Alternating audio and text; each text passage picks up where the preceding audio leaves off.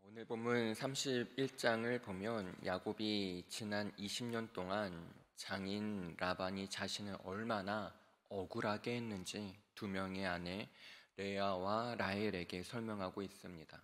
동시에 하나님의 보살핌으로 자신이 겨우 자수성가를 하고 있다는 사실을 말해주고 있습니다. 그 가운데 인상적인 레아와 라헬의 발언이 다음과 같습니다. 오늘 본문 15절, 16절에서 이렇게 말합니다.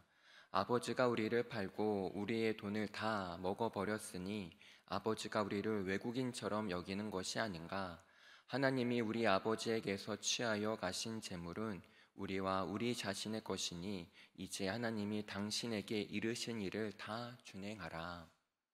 이런 두 아내 레아와 라헬의 말을 들은 야곱은 용기를 얻어 과감하게 하란을 탈출하게 됩니다. 그러나 야곱의 목자들이 많은 가축대를 몰고 가며 또한 야곱의 부인들이 어린 자녀들을 품에 안고 낙타를 타고 가고 가기 때문에 그 속도가 생각보다 느리게 됩니다. 야곱이 일행이 10일 동안 도주하여 하란에서 천리나 떨어진 길르앗산에 도착했을 때입니다. 텀밑까지 추격한 라반이 해가 어두워져 부득이하게 근처에서 야영을 하고 있습니다. 그런데 그 밤에 여호와께서 라반의 꿈에 나타나 강력하게 경고하십니다. 24절 말씀입니다. 밤에 하나님이 아람 사람 라반에게 현몽하여 이르시되 너는 삼가 야곱에게 선악간에 말하지 말라 하셨더라. 그날 밤 여호와께서 경고하신 말씀은 나이가 한 150세 정도로 보이는 족장 라반에게는 아주 큰 충격이었을 겁니다. 라반은 하나님의 책망과 저주를 받지 않기 위해 야곱과 언약을 맺는 것이 좋겠다고 판단하게 됩니다. 이후 고 야곱을 만나고서 언약을 맺기 전 라반이 야곱에게 이렇게 말합니다. 첫째, 주인인 나를 속이고 일개의 양치기에 불과한 야곱이 주인의 양떼를 몰고서 도주한 것은 부인하기 힘든 큰 잘못이라고 말합니다. 그리고 나의 딸들을 마치 포로처럼 끌고 간 것이 또 하나의 잘못이라고 합니다. 또한 장인인 나에게 미리 알려줬으면 크게 환송해 줬을 것인데 그 기회를 박탈한 것이 괘씸하기 그지없다는 것입니다. 그토록 라반은 야곱에게 너의 처자식이 곧 나의 딸과 손주들이므로 그들에게 내가 입을 맞추고 축복하면서 보내줄 수 있었는데 그렇게 하지 않고 도주한 것은 크게 잘못이라는 것입니다. 즉 라반의 입장에서는 이런 겁니다. 야곱, 네가 그렇게 했기 때문에 훗날 내 딸들과 손주들의 내리에 내가 나쁜 사람으로 오래 남게 되지 않겠는가? 참으로 논리가 정연하고 조리가 있는 라반의 질책입니다. 그러나 다 아시다시피 라반이 어떠한 사람인가요? 평소에 딸들을 종으로 취급했습니다. 거기다가 라반의 고약한 심성과 구두쇠 근성을 고려해 볼 필요가 있습니다.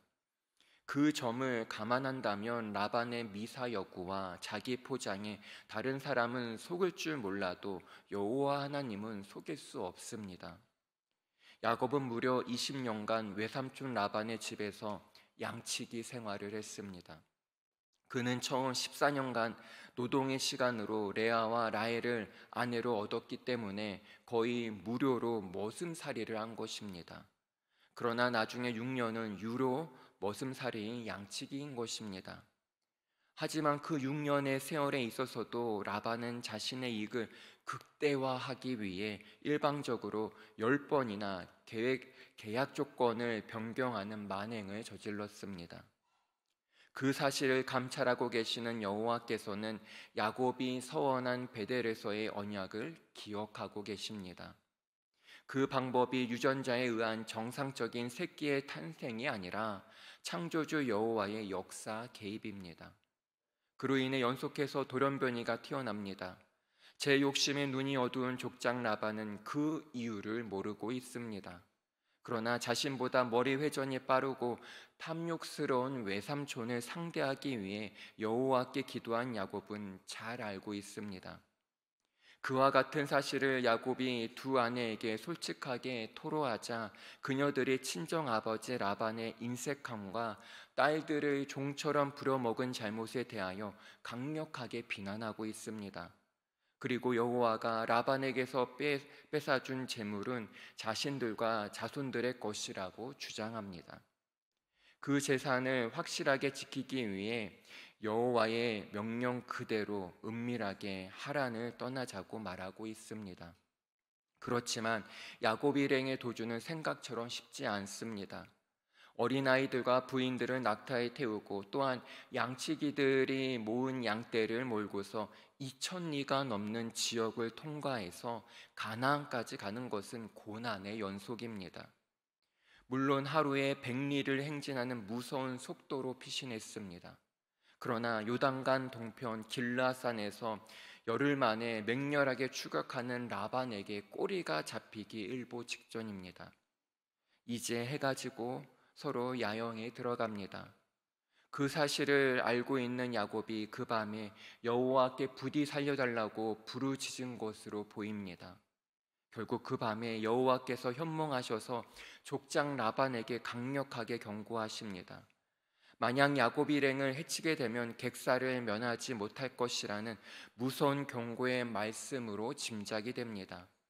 그 이유는 그 옛날 그랄 땅에서 사라를 후궁으로 취했던 블레셋 왕 아비멜렉에게 그러한 경고를 하신 동일한 여호와 하나님이시기 때문입니다.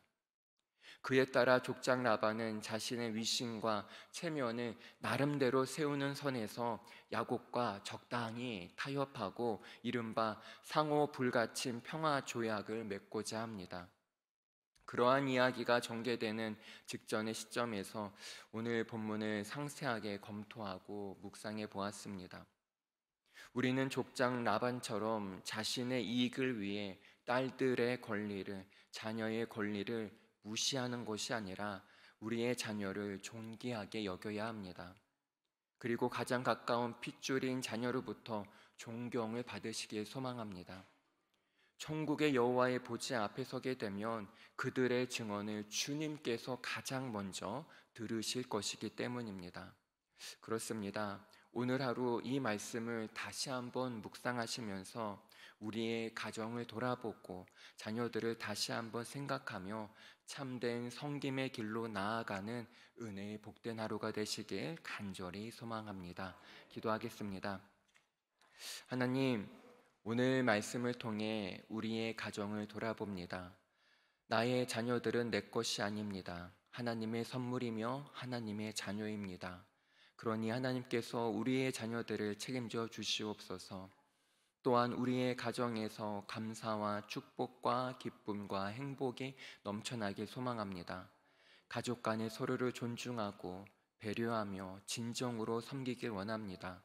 오늘 하루 우리 가정 속에 임하셔서 주님으로 인해 참된 행복이 넘쳐나는 은혜의 복된 하루 되게 하여 주시옵소서. 감사합니다. 예수 그리스도의 이름으로 기도합나이다. 아멘.